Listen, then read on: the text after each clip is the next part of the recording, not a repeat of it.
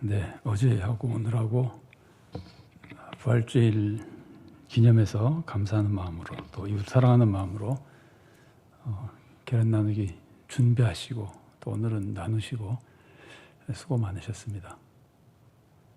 보람이 있던가요?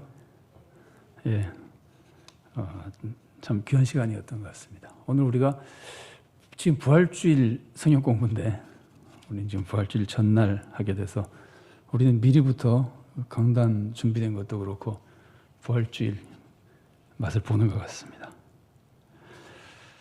자, 그럼 지금부터 주일 오후 성경 공부 시작하겠습니다.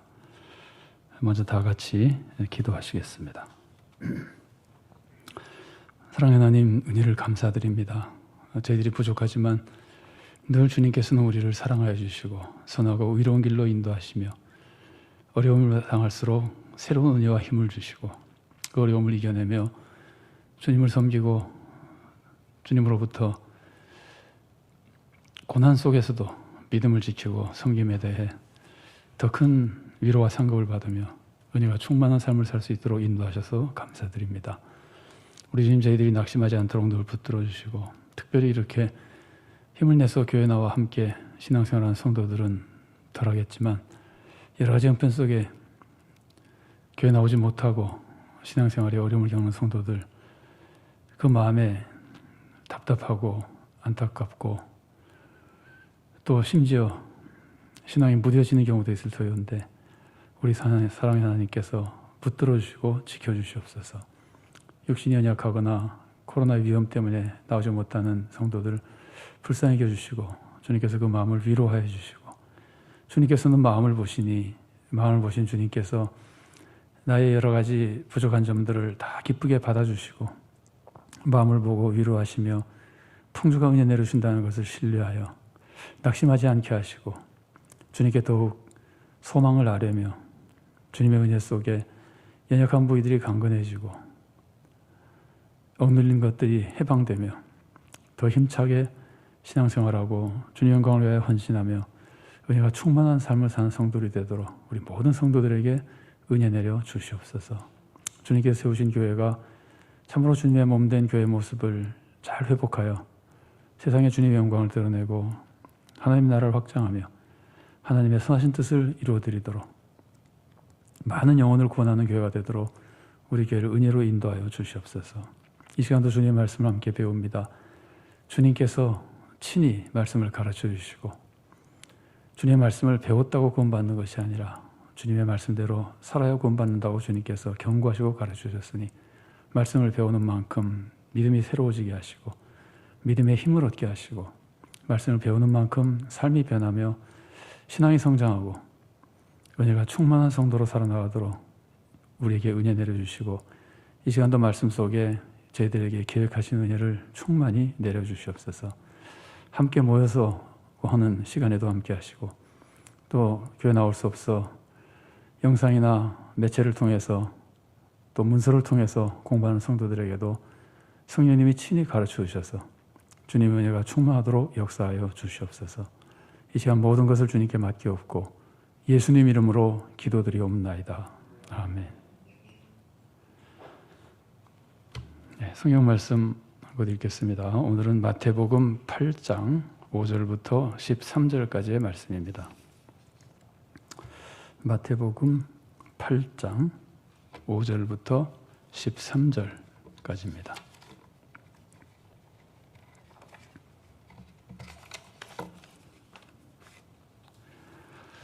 제가 봉독해 드리겠습니다. 예수께서 가버나움에 들어가시니 한 백부장이 나와 간구하여 이르되 주여, 내 하인이 중풍병으로 집에 누워 몹시 괴로워하나이다. 이르시되 내가 가서 고쳐주리라. 백부장이 대답하여 이르되 주여, 내 집에 들어오심을 나는 감당하지 못하겠사오니 다만 말씀으로만 하옵소서. 그러면 내 하인이 낫게 싸움나이다. 나도 남의 수하에 있는 사람이요 내 아래에도 군사가 있으니 이더러 가라 하면 가고 저더러 오라 하면 오고 내 종도로 이것을 하라 하면 하나이다. 예수께서 들으시고 놀랍게 여겨 따르는 자들에게 이르시되 내가 진실로 너에게 이르노니 이스라엘 중 아무에게서도 이만한 믿음을 보지 못하였노라. 또 너에게 이르노니 동서로부터 많은 사람이 이르러 아브라함과 이삭과 야곱과 함께 천국에 앉으려니와 그 나라의 본 자손들은 바깥 어두운 데 쫓겨나 거기서 울며 이를 갈게 되리라.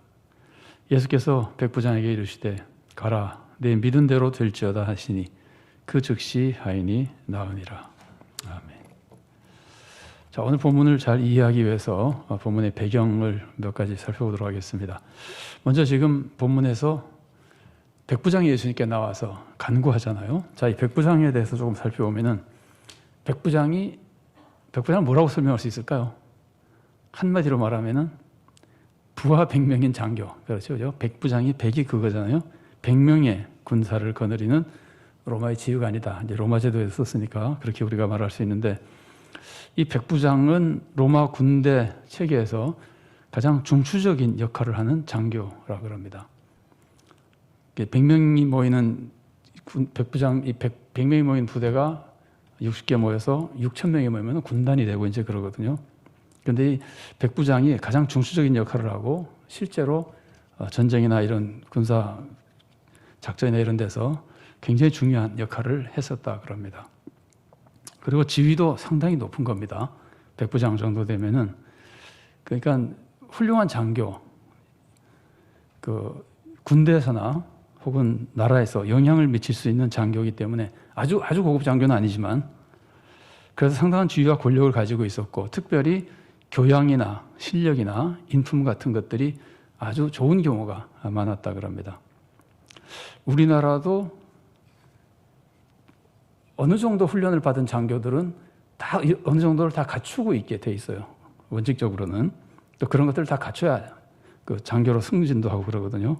그래서 교양이나 실력이나 인품 같은 것들이 군인 그러면은 사람마다 인상이 다르긴 하겠습니다만 원래 상당히 잘 갖춰줘야지 정상인데 로마 백부장도 그런 면에서 교양과 실력과 인품이 잘 갖춰진 사람들이 많았다 그럽니다. 성경도 보면은 백부장 중에서 악한 사람보다 좋은 사람들이 성경에도 많이 나와요. 성경에도 백부장 그러면 좀 인상이 좀 좋은 기분이 듭니다. 제가 성경 두 군데를 인용해 놨는데 마가복음 15장 39절 말씀 제가 봉독해 드리겠습니다. 예수를 향하여 섰던 백부장이 그렇게 숨지심을 보고 이르되 이 사람은 진실로 하나님의 아들이었도다 하더라. 여기 우리가 지난번에 본 마태복음 내용에서는 백부장과 로마 군병들이 같이 신앙 고백한 것으로 표현했는데 마가복음에서는 백부장의 신앙 고백을 이제 중심으로 써놨습니다. 그러니까 백부장이 유대인들도 막 예수님에 대해서 믿지 않고 비난하고 그러는데 그것만 보고 상황만 보고도 이분은 정말 보통 사람이 아니다. 그래서 하나님의 아들이었다 이렇게 표현하는 걸 보면은 양식 있는 사람이잖아요.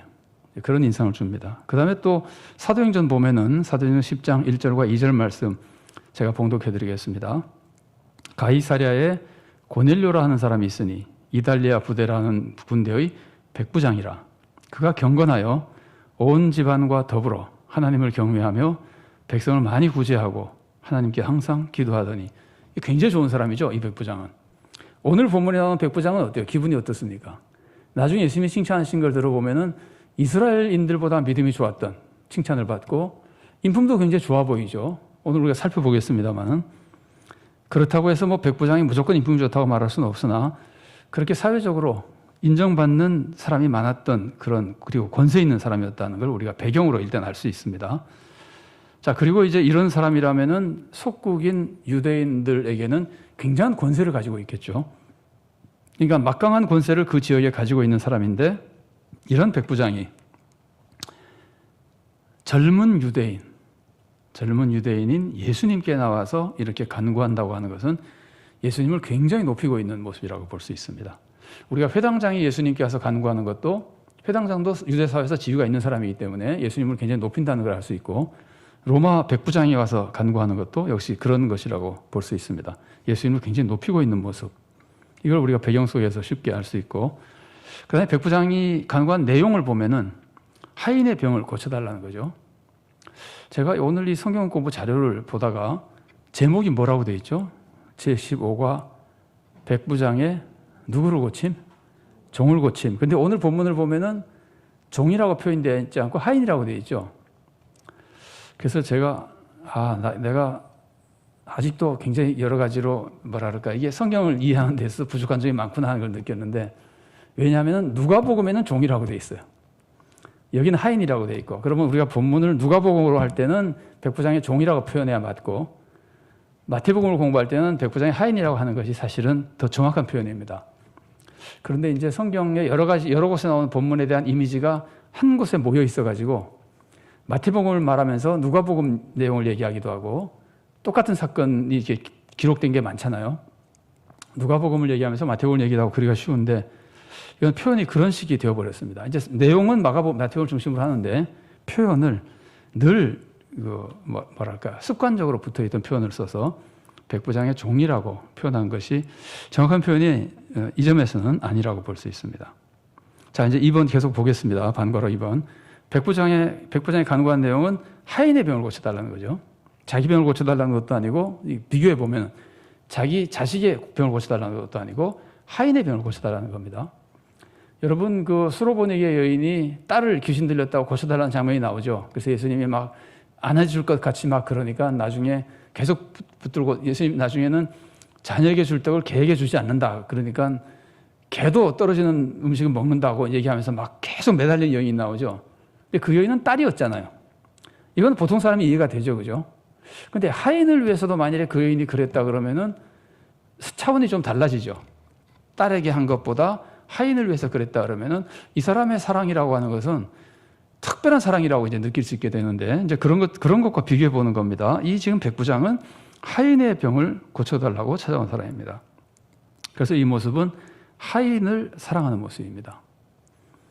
그 하인과 종이 다르냐 그럴 때 다릅니다. 실제로 헬러 원어가 다르더라고요. 찾아보니까 여기서는 파이스라고 하는, 이거는 이제 어린아이를 의미하기도 하고 서번트를 의미하기도 하고, 그런데 그런 의미에서 완전히 노예하고는 조금 다른 개념입니다. 그런데 이제 누가복음에는 둘로스라고 하는 노예를 표현하는 단어를 쓰고 있어요. 그러니까 여기서는 하인이 맞고 저기서는 종이라고 번역을 다르게 한 것이 굉장히 번역이 잘 된 것이라고 볼 수 있습니다. 자, 어쨌든 하인을 위해서 간구하고 있습니다. 그러니까 사랑의 차원이 가족만 사랑하는 것보다 한 차원 더 넘어간 거죠. 그죠? 물론 자기 하인이긴 하지만 상당히 사랑이 좀 넓은 사람이라고 볼 수 있습니다. 그런데 그 하인을 위해서 직접 찾아왔다. 누가복음은 일부러 제가 누가복음하고 조금만 비교를 하고 있는데, 누가복음은 유대인 장로들을 보내요. 제가 직접 찾아오지 않고. 그거는 그것대로 굉장히 예의 바른 모습이고, 이거는 이것대로 굉장히 겸손한 모습이에요.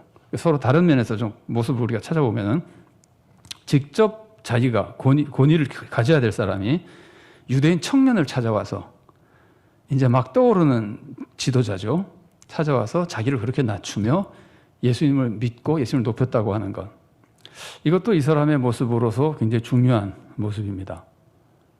그리고 백부장, 이게 이 두 가지 모습을 볼 때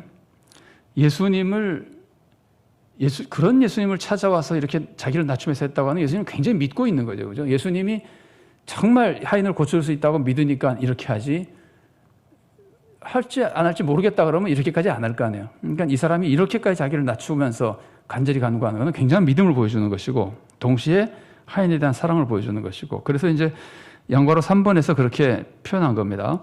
백부장은 믿음과 이웃사랑이 있는 사람이다.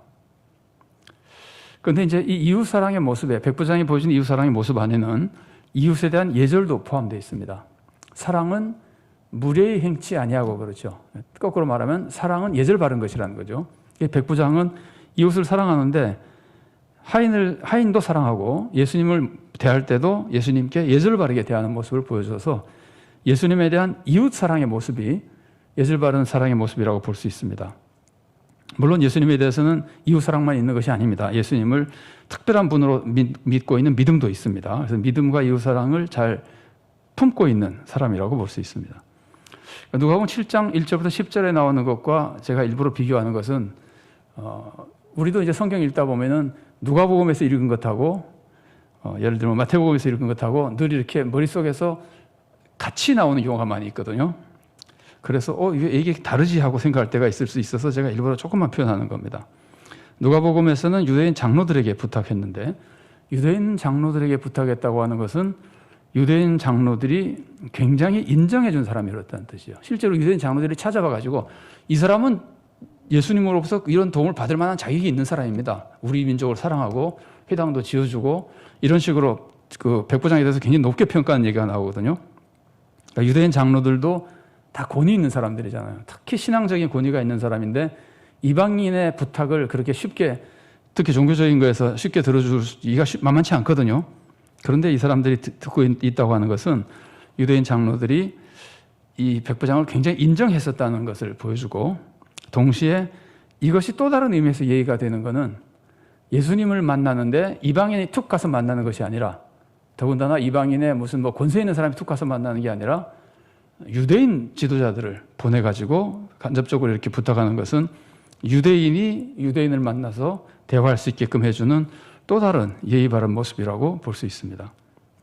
그냥 조금 비교해 보는 겁니다. 그 다음에 거기는 백부장이 사랑하는 종이라고 되어 있는데, 그게 그 원어의 의미는요, 사랑한다는 표현보다 가치가 있는 종이라는 뜻이에요. 백부장에게 굉장히 가치 있는 종이었다.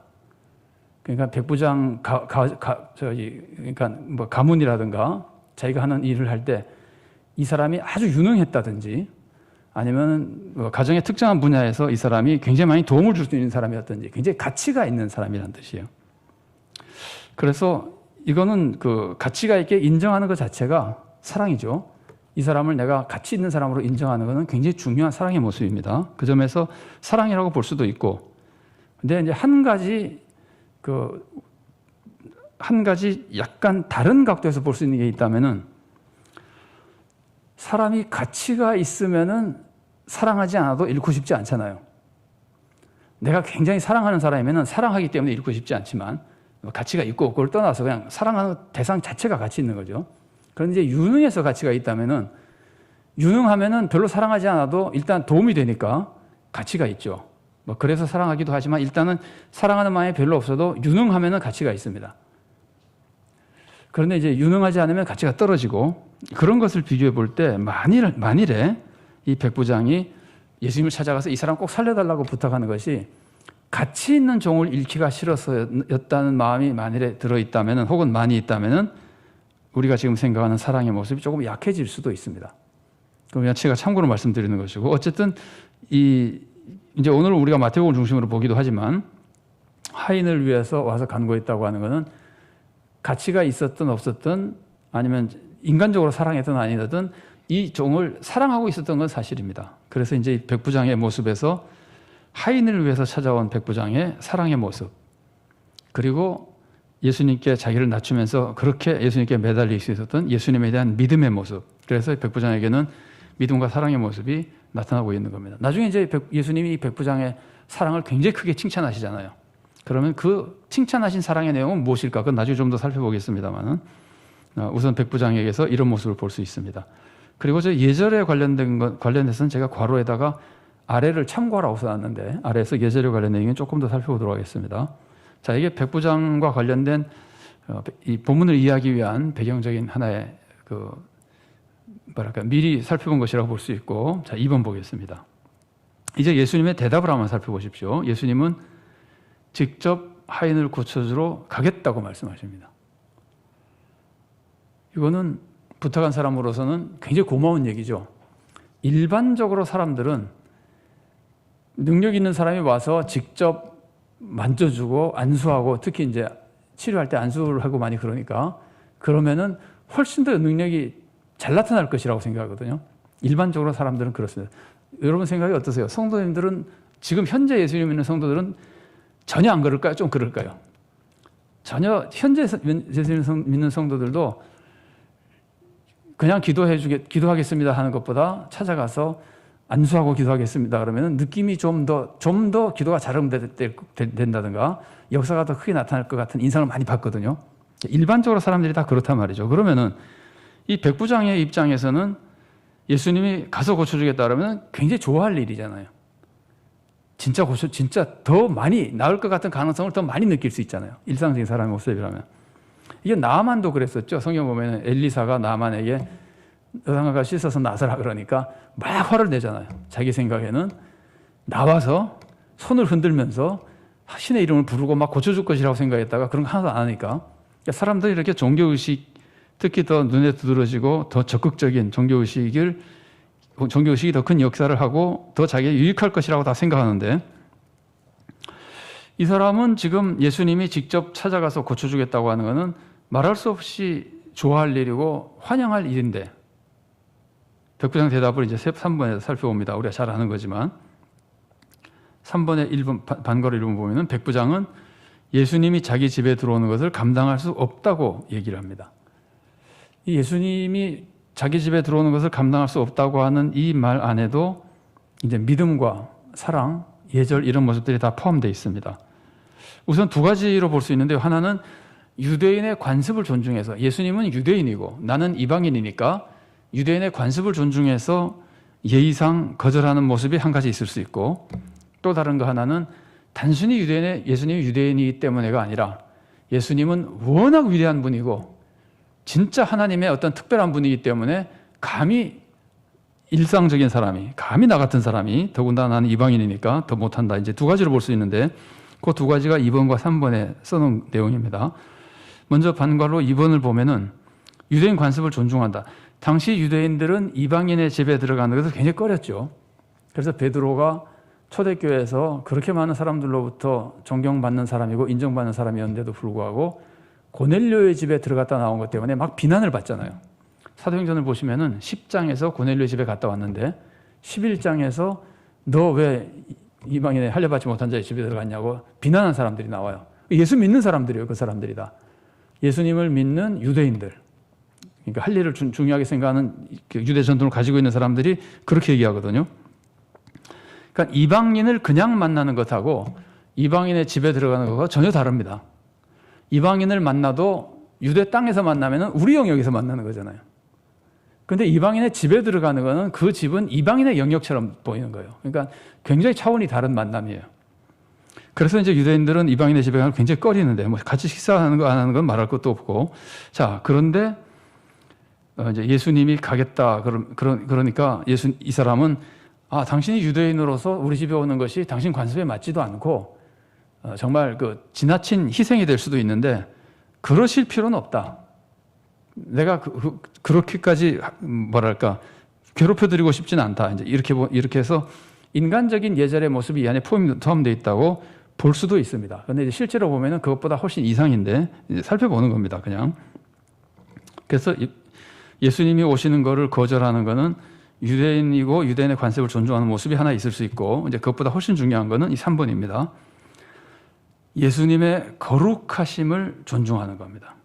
그러니까 예수님의 거룩하심을 진짜로 믿는 사람이죠. 이 사람은. 이 백부장이 예수님의 거룩함을 믿고 있다고 하는 것은 나중에 계속 나타납니다. 결국 예수님은 그것 때문에 이 백부장의 믿음이 크다 그러는 거거든요. 이 거룩하심이라고 하는 것은, 거룩하심은 다른 거잖아요. 그러니까 구별됐다는 뜻이잖아요. 다르다는 뜻이잖아요. 그러니까 뭐가 다른 걸까요? 거룩하다고 하는 것이 다르다고 하는 것은 1차적으로는 존재가 다른 겁니다. 너하고 나하고는 사람이 달라. 이거는 우리가 할 수 없는 말이지만 예를 들면 그런 존재가. 근데 그것과 좀 다르게 쉽게 말하면 너하고 나하고는 지위가 달라. 학년이 달라. 학교가 달라. 너는 중학생이고 나는 대학생이야. 이렇게 너와 나하고는 다르다고 하는 것이 이제 소위 말하는 구별되는 것인데, 이 백부장은 예수님의 구별된 모습, 거룩하신 모습을 볼 때 제일 먼저 나타난 거룩하신 모습을 인정한 장면은 병 고쳐달라고 온 거예요. 딴 사람들은 못 고치지만 이분은 고칠 수 있다고 믿은 거는 이 사람은 특별한 분이라고 본 거거든요. 그러니까 권위에 있어서 아니면 치유의 능력에 있어서 거룩하게 본 겁니다. 남다르다고 본 겁니다. 그래서 찾아온 거죠. 그래서 이 백부장은 예수님을 특별히 거룩한 분으로 보는 겁니다. 아니, 다른 데서 고칠 수 있으면 백부장이 유대인 청년 찾아오겠습니까? 로마에 있는 의사에게 로마인들 중에 아니면 로마 군대에 있는 무슨 군의관이나 이런 사람에게 고칠 수 있으면 올 리가 없잖아요.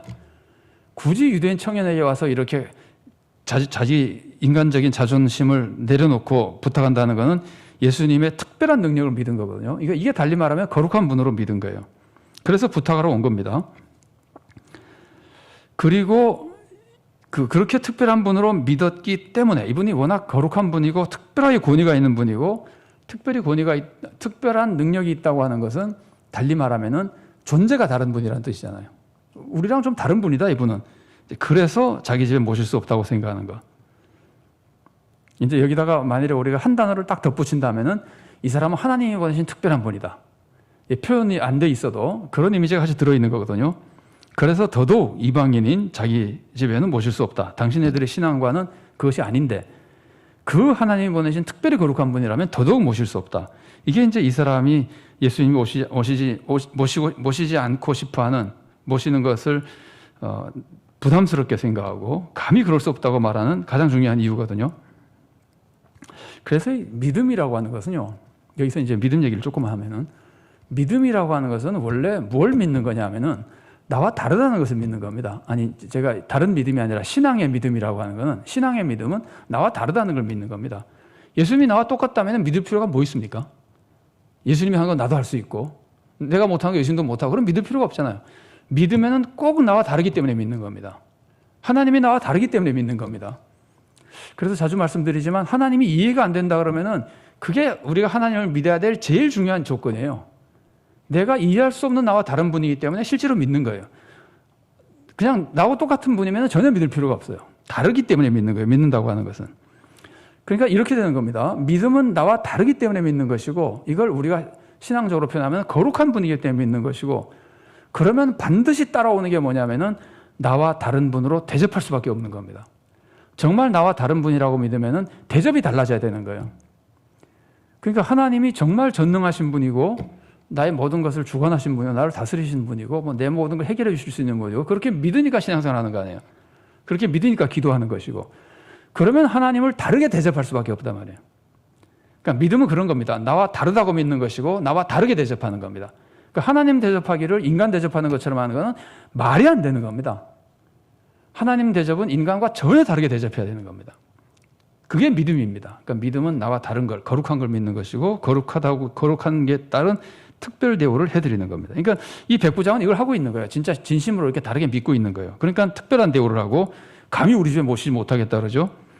그러니까 베드로도 예수님에 대한 믿음이 딱 생기는 순간 떠나달라 그러잖아요. 그게 이제 나와 다른 분으로 그러니까 대우해드리는 거거든요. 자, 4번 보겠습니다. 그러면 백부장이 그런 마음으로 예수님이 나와 다르기 때문에 모시지 못하겠다고 하면서 마음으로 백부장이 예수님에게 구체적으로 요청한 내용을 생각해 보십시오. 그런데 구체적으로 요청한 게 뭔가요? 우리 집에 오시지 말라는 게 핵심은 아니죠. 그죠?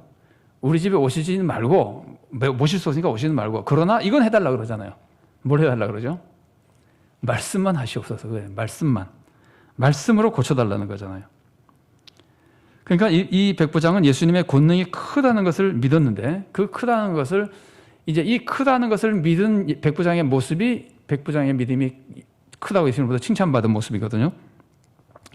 예수님의 권능이 크다고 믿었는데, 그 크다고 믿었기 때문에 백부장이 금방 예수님의 권능을 해석한 것이, 일부러 오지 않아도 충분히 하실 수 있는 분이다. 내가 모실 수 없어서도 모실 수 없으니까 오시지 않아야 되지만, 안 오셔도 이까짓 거 다 할 수 있지 않느냐. 이게 이제 백부장의 믿음이거든요.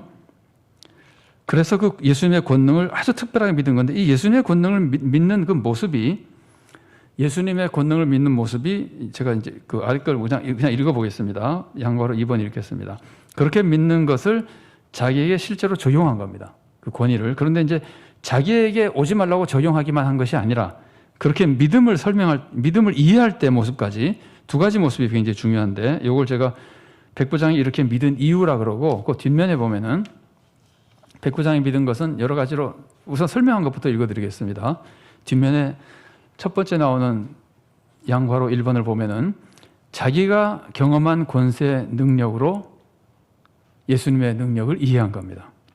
이 사람은 지금 군 생활하고 있잖아요. 군대에서 해보니까 명령만 하면 다 되는 거 아니에요. 말만 하면. 뭐 끌고 다니고 그럴 필요가 없잖아요. 해 그럼 하는 것이고, 와 그럼 오는 것이고, 자기도 천부장이 와 그러면 가는 것이고, 요 명령만으로 이루어진 자기의 경험을 가지고, 말로만 해도 되는 걸 자기의 경험을 가지고 예수님의 권위에 그대로 적용한 겁니다.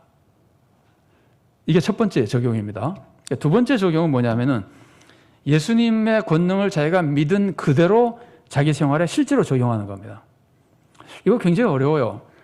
이론적으로 확실히 믿긴 하는데, 그것을 나에게 적용할 때는 그대로 적용하지 못할 때가 굉장히 많아요. 하나님이 맛만 보신다는 건 말로는 수없이 하고 분명히 그렇게 믿는 것 같은데 실제로 내 생활에 하나님이 나를 인도하시고 이끌어 가시는 것에서는 마음만 보신다는 것을 잘 적용하지 못하는 경우가 많아요. 뭔가 해야 보실 것 같고 내 마음이 어떻든 간에 외형에서 뭐가 나타나면 하나님이 좋아하실 것 같고 실제로 믿어도 내 삶에 직접 적용하기가 쉽지 않습니다. 근데 이 백부장은 이 두 가지가 동시에 적용이 된 사람이에요. 그래서 지금 3번, 반괄호 3번을 보면은요. 하나님을 실제적으로 믿고 꼭 실제적으로 믿을 때 제가 실제라는 표현을 그냥 다른 표현에 없어서 썼는데 하나님을 믿고 예수님을 믿을 때 실제다. 실제라고 믿으면 내가 지금 실제로 경험하는 것과 똑같은 아이디어를 거기다 대입하는 거예요. 그래서 하나님께 내 경험을 적용해서 하나님을 이해하고 예수님을 이해하고 그 다음에 이해한 그것을 다시 내 삶에 필요한 부분에 그대로 적용하는 겁니다. 그래서 이 두 가지 적용을 통해서 우리의 믿음이 산믿음이 되는 겁니다. 나에게 적용이 돼야 내가 행할 거 아니에요. 그러니까 산믿음이 되고 내가 알고 있는 그것을 그대로 하나님에 대한 믿음으로 적용을 해야 하나님을 실제로 믿는 겁니다. 추상적으로 믿는 것이 아니라. 그래서 이 두 가지 적용으로 인해서 이 백부장의 믿음은 산믿음이 되고 큰 믿음이 된 겁니다. 이걸 좀 달리 말하면은요. 이 백부장의 믿음은 예수님이 하나님을 가르쳐 줄 때 사용하신 것과 똑같은 모습이에요. 모양으로만 따지면은. 자, 반괄호 3에 양괄호 1번을 제가 읽어드리겠습니다. 예수님도 하나님을 실제 아버지 사랑과 비교했다. 하나님이 우리를 사랑한다 할 때 그거를 아버지의 사랑을 가지고 설명해 버리잖아요. 그러니까 우리가 경험한 아버지의 사랑을 하나님 사랑에 적용하죠. 그리고 그 사랑을 다시 우리들의 모든 삶에 다시 적용하는 것이 예수님의 가르침이었거든요. 제가 두 가지를 인용해 놨는데 읽어보겠습니다. 마태복음 6장 26절입니다. 공중의 새를 보라. 심지도 않고 거두지도 않고 창고에 모아들이지도 아니하되 너희 하늘 아버지께서 기르시나니. 실제로 우리가 보는 거, 새들이 저렇게 먹고 살아가는 건 다 하나님이 돌보신다는 걸 그냥 적용했죠. 하나님이 그렇게 돌보시는구나, 새들을 보면서. 그리고 그것을 나에게 적용하는 겁니다. 난 새보다 더 귀한데 얼마나 잘 돌봐주실까. 그래서 아버지께서 기르시나니 그 다음 읽어보면은 너희는 이것들보다 귀하지 아니하냐. 그래서 어쩌라고요? 염려하지 말고 살라고요. 이게 예수님이 가르침이잖아요. 그래서 이제 실제 자기 삶에 하나님의 돌보심을 그대로 적용하게 한 게 예수님의 가르침입니다. 자, 그 다음에는 이제 아버지하고 비교하는 겁니다. 마태복음 7장 11절 말씀입니다. 내가 악한 자라도 좋은 것으로 자식에게 줄 알거든 하물며 하늘에 계신 너희 아버지께서 구하는 자에게 좋은 것으로 주시지 않겠느냐. 우리가 세상에서 아버지는 반드시 자녀들에게 좋은 걸 주더라. 그럼 그걸 그대로 하나님께 적용해가지고 하나님 이해했잖아요. 백부장하고 똑같죠. 그대로 이해했죠. 그리고 그 이해한 것을 나의 모든 삶에 적용하는 거예요. 하나님이 그런 분이라면은 내가 언제 어디서 무엇을 하든지 항상 나에게 좋은 것을 주시겠구나. 그러니까 어쩌라고요. 우리 지난번에 살펴본 거잖아요. 그러니까 우리도 마음 놓고 이웃을 먼저 대접해 줘야 된다. 그래서 예수님이 적용해가지고 명령하신 거거든요. 그래서 사실은 제가 위에 건 아까 설명을 좀 덜 잘 아는 거니까 안 해드렸는데 염려하지 말라고 하는 것은 염려하지 않는 걸로 끝나는 게 아닙니다. 염려하지 말고 뭘 하라는 거예요? 하나님의 나라와 의를 먼저 구하라는 거예요. 6장의 결론이 그거예요. 요 문단의 결론이 그거예요. 아무도 염려하지 말고 하나님이 다 돌봐 주시니까 마음 놓고 하나님 뜻대로 살아라. 하나님 나라와 의를 먼저 구해라. 요 다음 거에는 기도하면 다 들어주시니까 아무것도 염려하지 말고 그대로 적용해서 먼저 다 남을 대접해 주라. 이렇게 이제 나가는 거거든요. 근데 그것이 백부장의 믿음 안에 그대로 나온 겁니다. 권위를 그렇게 확실하게 실제로 믿으니까 오신다 그러는데도 오실 필요 없이 그냥 말씀만 하셔서 해결해 달라는 거예요. 그러니까 이 백부장의 믿음이 예수님으로부터 그렇게 크고 위대한 믿음이라고 칭찬을 받은 겁니다. 그 이제 설명이 5번에 다시 한번 살펴보는데 5번 말씀 보겠습니다. 예수님이 백부장의 믿음을 크다고 하신 이유를 생각해 보십시오. 차근차근 살펴보겠습니다. 백부장은 예수님이 고쳐주실 것으로 믿었습니다. 이것도 좋은 믿음이고 큰 믿음입니다. 다만 이스라엘 사람들에서 이런 믿음이 많았잖아요. 그러니까 못 봤다 그럴 수는 없잖아요, 예수님이. 그러니까 이 믿음도 있으나 이것만으로는 이런 칭찬받은 것이 아닙니다. 두 번째입니다. 종을 위해서 직접 찾아와서 간절히 간구했다. 이것도 굉장히 큰 믿음이고 굉장히 큰 사랑입니다. 훌륭한 믿음입니다. 그러나 이렇게 믿는 사람도 유대인 중에서 없었던 건 아니거든요. 중풍병자 데려온 사람들이 있잖아요. 그 사람들도 이웃 친구를 위해서 데려왔고 그 믿음을 예수님이 보고 그들의 믿음을 보시고 죽은 자를 죄 용서도 선포해 주시고 병도 고쳐주잖아요. 마태복음 4장 24절 보면은요, 예수님에 대한 소문이 쫙 퍼지니까 이렇게 기록되어 있습니다. 사람들이 여러 병자들을 데리고 예수님께 데려오니 예수님께서 고치시더라, 이런 말이 있어요. 예수님께 온 사람들 중에는 환자 데리고 온 사람들이 굉장히 많았어요. 그러니까 사람을 데리고 왔던, 기도 제목을 가지고 왔던, 예수님께서는 많은 사람들이 이렇게 믿음과 사랑으로 예수님께 간구를 했었거든요. 그러니까 이것도 훌륭한 믿음이지만 유독 유일한 믿음, 뭐 그런 거라고 볼 수는 없습니다. 이스라엘 사람들에게 볼 수 없었던 믿음이라고 볼 수는 없습니다. 3번입니다. 예수님이 오시는 것을 사양했다. 이건 예수님의 거룩하신 것을 믿은 겁니다. 굉장히 좋은 믿음입니다.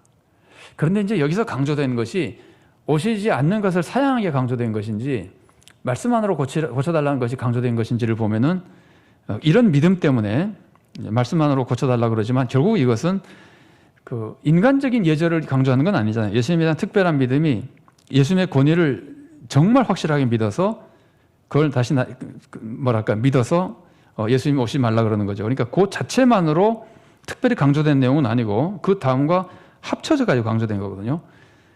그 예수님의 권위에 대한 실제적인 이해 때문에 오시지 말라 그랬는데 그 권위에 대한 이해가 중요한 거지 오시지 말라고 한 내용 자체가 중요한 건 아니거든요. 그 권위를 도대체 어떻게 믿었는가? 얼마나 실제로 믿었으면은 오시지 말라 그러고 말씀하라 그랬을까? 이제 그게 강조된 부분이라 제가 3번과 4번 일부러 조금 분리해서 비교해 놨는데 4번이 이제 예수님이 강조한 핵심 메시지입니다. 권위에 대한 실제적인 이해. 권위가 있다 그러면은 권위가 있으면 당연히 말로 되는 것이다. 이 자기가 경험한 것에 대한 실제적인 이해. 그리고 그 실제 이해를 예수님에게 그대로 적용해 가지고 예수님의 권위를 나에게 적용해서 말만으로 이제 다 된다고 그냥 확실하게 믿고 사는 거죠. 그러니까 이 사람은 실제로 믿고 그 실제로 믿는 것이 나의 삶에 다 적용되는 모습이라고 볼 수 있습니다. 그러니까 이런 사람은 믿음이 행동으로 나타나는 사람이라고 볼 수 있죠. 그래서 그 믿음을 이해할 때부터 실제적으로 이해했고 실제로 이해한 그 믿음이 나에게 실제로 적용된다고 봐서 믿음대로 사는 사람입니다. 그러니까 예수님으로부터 유대인들, 이스라엘에서도 볼 수 없는 믿음이라고 예수님으로부터 칭찬받은 겁니다. 그러니까 우리가 사실은 따지고 보면은 성경 다른 곳에서 쭉 배우는 믿음의 본질적인 모습이 이 백부장에게 다 나타난 것이라고 볼 수 있습니다. 자, 그러면서 굉장히 중요한 메시지가 또 하나 있습니다. 그 6번 지금 우리가 살펴보는 내용인데 이 예수님은 백부장의 믿음을 누구의 믿음과 지금 비교하십니까? 이스라엘 사람들의 믿음과 비교하죠. 사람 비교하는 게 좋은 일이 아니잖아요. 근데 왜 예수님이 비교하실까요? 예수님이 유대인들과 비교하는 것은 우리도 마찬가지입니다. 비교하거나 비교식을 우리가 나쁘다고 많이 말씀을 나누잖아요. 그 사랑의 결핍이고 그 다음에 그 경쟁시키거나 하면 더더욱 안 되거든요. 근데 예수님이 지금 이스라엘 사람들과 비교하면서 백부장의 믿음이 더 크다고 하는 것은 궁극적인 목적은 이스라엘 사람들을 회개시키려고 그러는 거예요. 정말 되지도 않은 사람들이 된 것처럼 폼 잡고 구원에서 멀어져 가고 있는데도 자기만 구원받고 딴 사람들이 구원 못 받는다고 엉뚱한 소리하고 그러니까 완전히 잘못돼 가고 있는 유대인들을 경책하기 위해서 유대인들을 회개시키기 위해서 예수님의 목적은 다 사람들을 회개시키고 구원하는 거니까 그래서 예수님은 이 말씀을 굳이 해가지고 유대인들을 회개시켜서 구원받게 하려는 것인데 그 과정에 지금 이스라엘 사람들과 비교하는 겁니다. 그러면서 백부장의 믿음이 더 크다.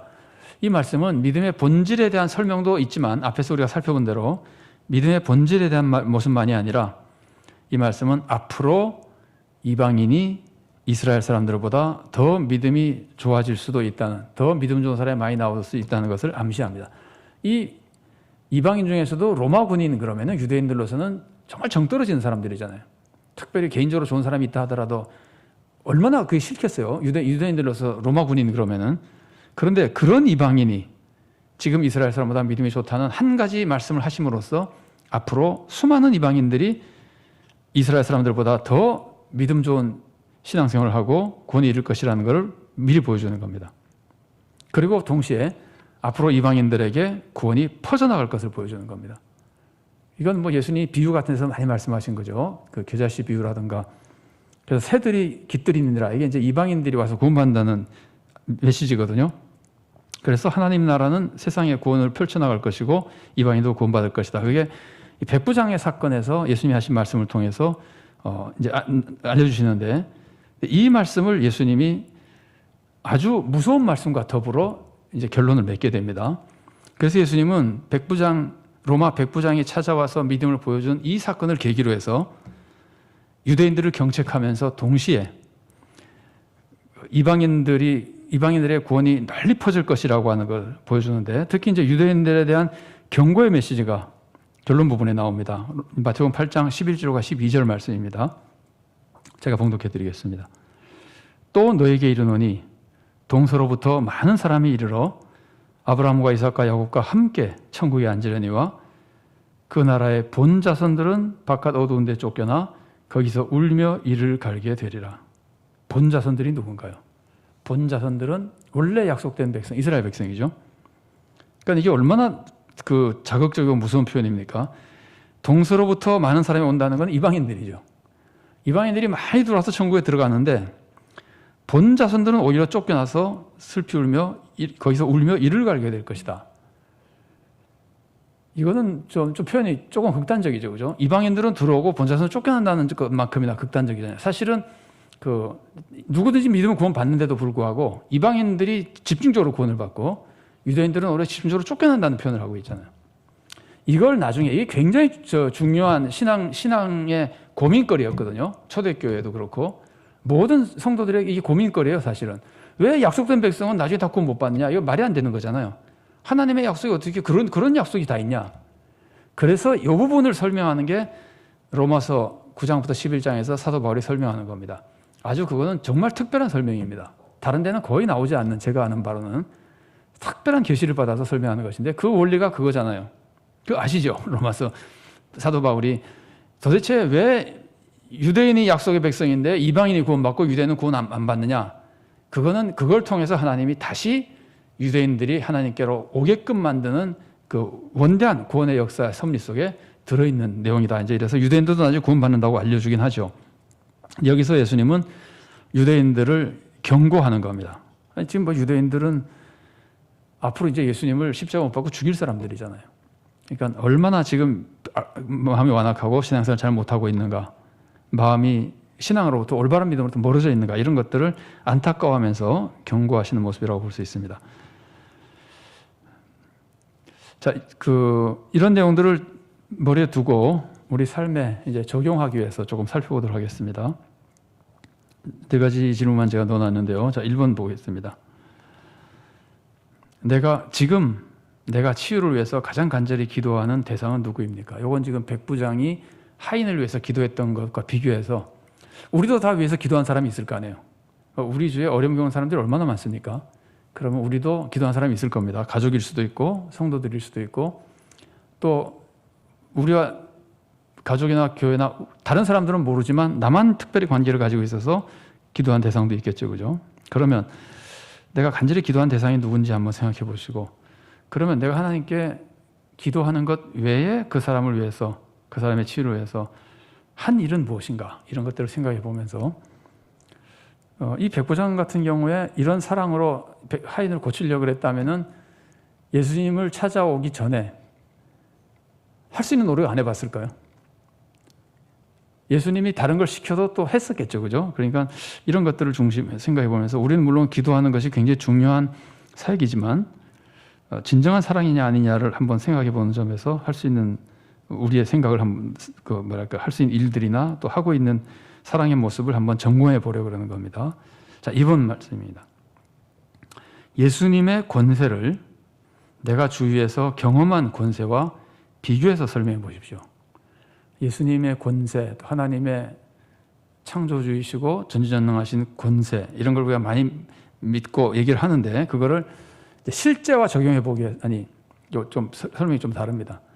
그 권세를 나에게 적용하는 것과 그 권세를 이해하기 위해서 이 세상의 것을 거기다 비춰보는 겁니다. 그러니까 제가 지금 말씀드린 거는 그 권세를 구체적으로 이해하기 위해서 이 세상의 권세와 비춰보자는 거예요. 그것과 비교해서 이해해보자는 거예요. 그러니까 이런 겁니다. 예를 들면은, 그다음 문제부터 먼저 읽어드리고 조금 더 안내해드리겠습니다. 예수님이 그런 권세로 내가 주위에서 경험한 권세와 같은 그런 권세로 나를 도와주신다면 나에게 어떤 축복이 임할 것 같습니까?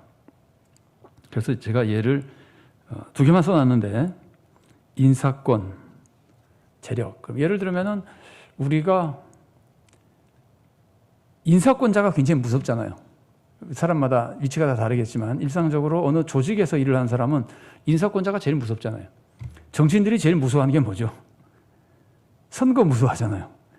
선거를 무서워하는 게 거의 인사권이 달려있기 때문에 무서워하는 거 아니에요. 그게 잘못되면 자기가 가지고 있던 거 다 잃어버리게 되니까. 인사권자가 굉장히 무서운 거거든요. 그러면 우리가 예수님의 권위를 생각할 때 예수님이 나에게 인사권을 가지고 있다. 그런 생각 많이 해보시나요? 나 까딱 잘못해서 회사에서 잘리게 생겼는데 그게 사장인데 잘못 보여서 잘린다고 생각하는지, 예수님에게 잘못 보여서 잘린다고 생각하는지. 예수님은 뭐 절대로 안 자를 뿐입니까? 예수님은 뭐 너무 우리에게 좋으시기만 한 분이라서 아무것도 행하지 않고 오직 사랑만 계속 부어주시고 우유와 빵만 먹여주시고 그런 분입니까? 그러니까 예수님의 권위를 생각할 때 이제 실제 권위 한번 비교해보자는 건데, 제가 그래서 예를 들어서 그냥 인사권, 재력, 우리 흔히 하는 말로 하면은 생사여탈권 뭐 이런 거랑 이제 비교해 볼 수 있는 것인데, 내가 주위에서 직접 경험한 권세와 예수님의 권세를 비교해서 예수님의 권세에다 그걸 한번 적용해 보라는 거예요. 예수님이 추상적인 권세를 가진 분이 아니라 실제로. 자, 예를 들어서 언젠가 신앙 에세이나 이런 데서 한번 나눈 것 같기도 한데요. 어떤 목사님이, 들으신 분이 많이 계실 거예요. 어떤 목사님이 은퇴를 앞두고 이제 은퇴하면 집 한 칸 마련하려고 돈을 모아놨다가 은퇴 직전에 계약을 하고 뭐 중도금인가 뭐 잔금인가 치르려고 딱 은행서 찾아서 그 다음날 가져가려고. 근데 그날 밤 도둑이 들어와서 있는 돈 다 내놔 그래가지고 이제 그 도둑 맞는 장면인데, 그때 목사님이 이렇게 말을 했어요. 있는 거 다 드릴 테니까 목숨만 살려주십시오. 강도 보고. 그 강도가 나간 다음에 목사님이, 생각 안 나십니까? 제가 딴 데서 얘기한 소리. 목사님이 하나님께, 하나님 이럴 수가 있으니까 평생 주님 위해서 헌신했는데 집 한 칸도 말해 못하게 다 도둑 맞게 만듭니까? 그랬더니 하나님이 그랬다 그럽니다. 야, 너 오늘 강도인데 신앙 고백 한번 잘하더라. 목숨만 다 바칠 테니까 목숨만 살려주십시오. 그게 강도는 생사여탈권을 가지고 있고 하나님은 그렇지 않은 분이니까 이제 이런 뜻이죠.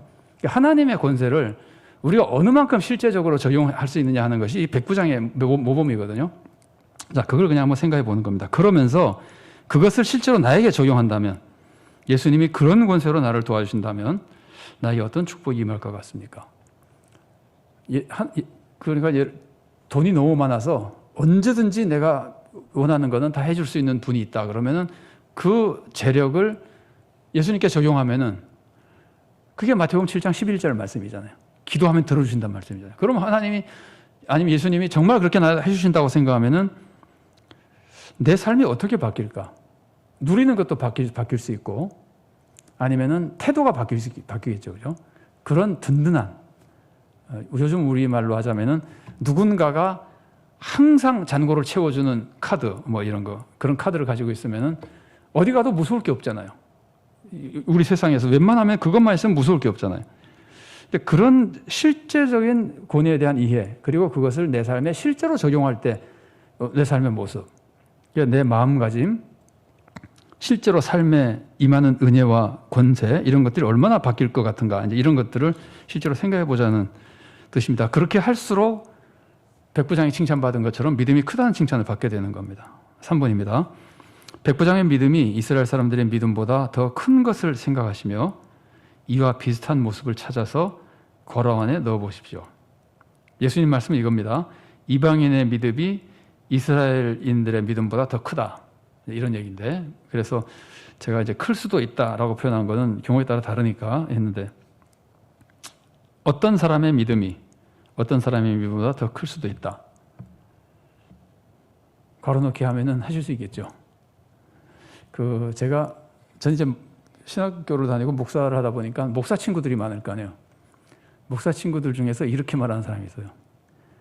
내가 정말 목사인데 믿음이 부족하다 그러면서 교회에 나와서 기도하는 권사님들을 보면은 나보다 훨씬 믿음이 좋다는 생각이 들 때가 있다 그래요. 근데 그렇게 생각하는 목사님들이 꽤 많아요.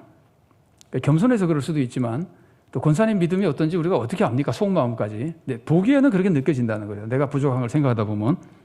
그러니까 이제 그런 식으로 하면은 권사님의 믿음이 목사님의 믿음보다 더 클 수도 있다. 조금 확대되면은 초신자의 믿음이 뭐 황전직 분자의 믿음보다 더 클 수도 있다.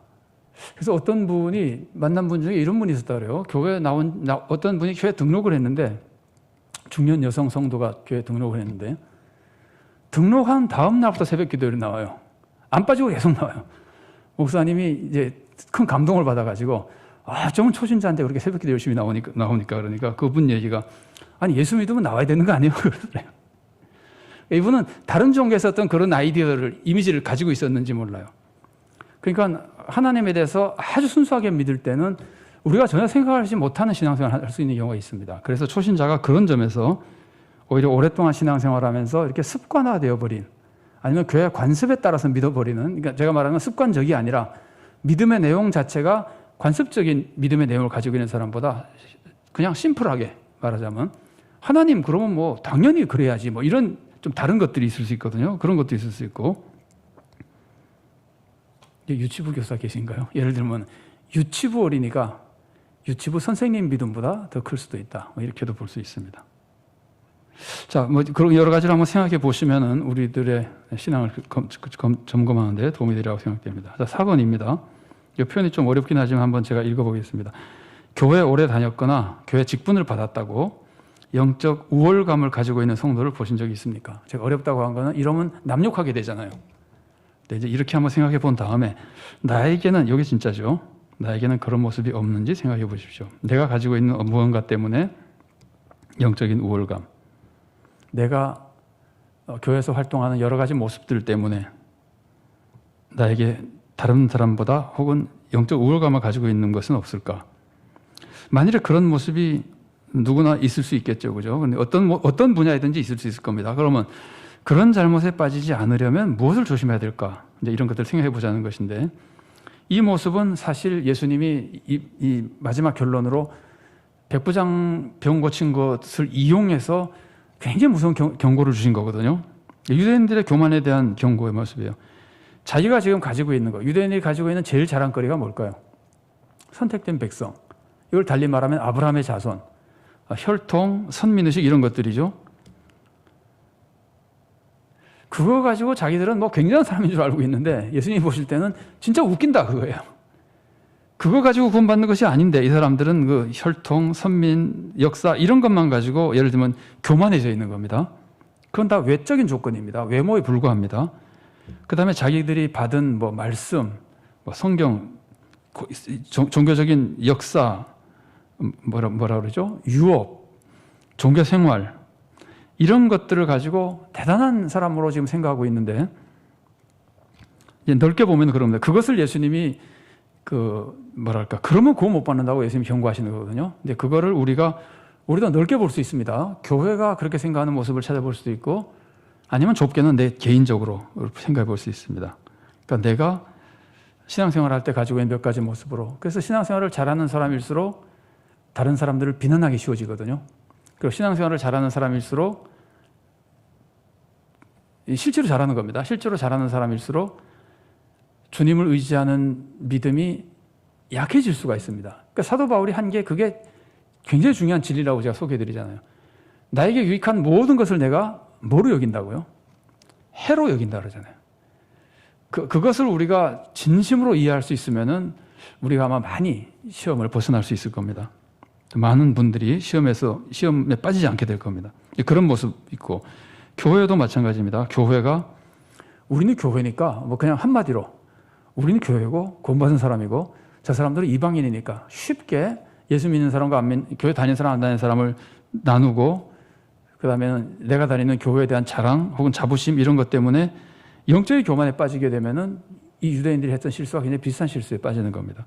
그래서 예수님의 이 말씀은 백부장의 믿음의 본과는 조금 다른 차원에서 상당히 무서운 경고와 우리들의 신앙생활에 유익을 끼쳐주는 예수님의 말씀이 되는 겁니다. 다시 한번 같이 기도하시고 축도로 오늘 성경 공부 마치도록 하겠습니다. 사랑하는 하나님 감사합니다.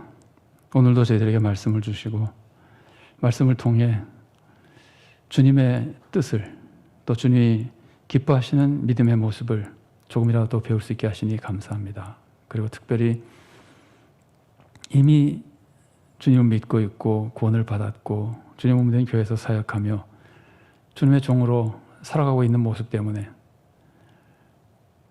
그 외형적인 것만 가지고 영적인 교만에 빠져 오히려 우리가 대수롭지 않게 생각했던 사람들이 다 구원 얻을 동안 우리는 오히려 구원에서 멀어지는 잘못에 빠지지 않을지 조심하라고 경고하신 주님의 말씀까지 우리가 함께 살펴봤습니다. 우리들이 정말 주님을 믿는 것 같고 주님 믿는다고 실제로 고백하며 신앙생활을 하는데 아버지 하나님 백부장의 믿음처럼 순수하게 주님에 대한 그 믿음이 이 세상에서 우리가 경험하는 실제적인 경험을 비추어 확실히 구체적으로 실제적으로 주님을 믿는 믿음이 될 수 있도록 도와주시고 실제로 믿기에 우리들의 삶 모든 분야에 실제로 적용하며 순종하며 주님의 뜻을 따라 살아가는 복된 성도가 되도록 주님으로부터 큰 믿음이라고 칭찬받는 성도가 되며 주님의 마음을 기쁘시게 해드리고 그 믿음으로 우리도 구원의 길을 가며 그 믿음의 삶으로 세상에 유익을 끼치고 하나님께 영광 돌리는 복된 성도가 될 수 있도록 늘 우리를 인도하여 주시옵소서. 교회가 영적으로 교만해져서 오히려 믿지 않는 사람들보다 더 추한 모습을 보이지 않도록 하나님의 영광을 가리지 않도록 아버지 하나님 교회가 교회다움을 늘 지키고 늘 새로워지게 하시고 주님께 영광 돌리며 참된 구원의 방주가 되고 세상을 구원하는 주님의 도구가 될 수 있도록 교회를 지켜주시고 특별히 우리 교회 주님의 은혜로 인도하여 주시옵소서. 주님 은혜에 감사드리며 예수님 이름으로 기도드리옵나이다.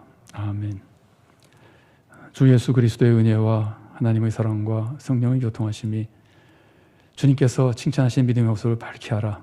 정말 주님을 실제로 믿고 그 실제로 믿는 믿음을 우리 삶에 실제로 적용하여 살아있는 신앙, 큰 신앙으로 살아가며 하나님을 기쁘시게 하고 우리도 구원의 길을 가며 세상에도 주님의 구원의 축복을 널리 전파하는 복된 성도가 되기를 사모하는 사랑하는 주님의 귀한 모든 자녀들 머리 위에 그들 가정과 하는 생업과 사역 위에 또한 주님께서 세우신 서울 산정현 교회 위에 그리고 한국 교회와 이 나라의 민족 위에 지금부터 영원까지 함께 계시기를 간절히 축원하옵나이다.